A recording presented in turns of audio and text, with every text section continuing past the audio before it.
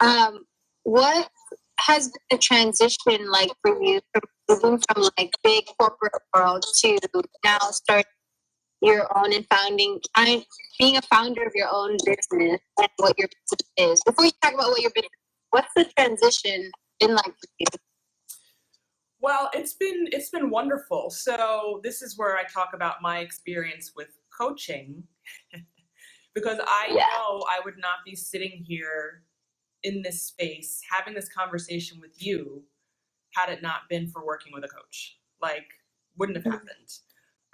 For two reasons. One, I always told myself that I'm not intrinsically motivated to be in the front, but I can be in the front all day long. So I've spent the past, since business school, so a while ago, as somebody's number two person, happy to be, play the role of being out in front of folks, but happy to be in the background. And folks have always asked me, like, Shamis, you have so much to say. Why don't you write a book? Why don't you do this? Why don't you do that? Like, get out there and talk about your experience.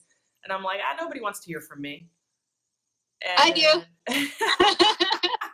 And I just didn't think what I had to say was important enough.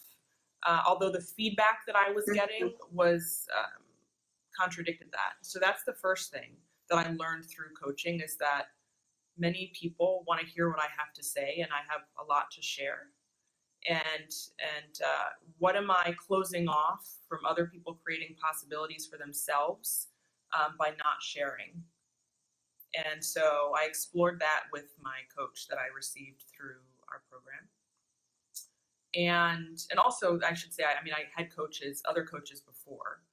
So this is just stuff that came up in the past few months. So the other story was, I need to be in a business, like back in an organization, and then I'll run this coaching practice in parallel.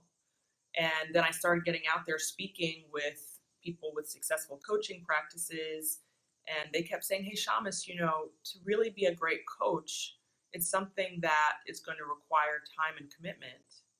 And if you believe that this is your purpose, then you get to explore doing that full time.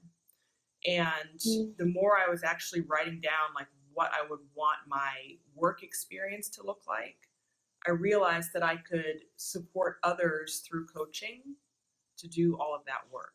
And that I got to just step out and be my own business in doing that. So I could create the well-being and ensure that there's well-being in my schedule. So I start my day at 7 o'clock, but I'm doing all of my practices to support my well-being, everything from speaking to my husband, watching the news, drinking coffee, to doing my meditation and my journaling and making my healthy vegetable and fruit shake.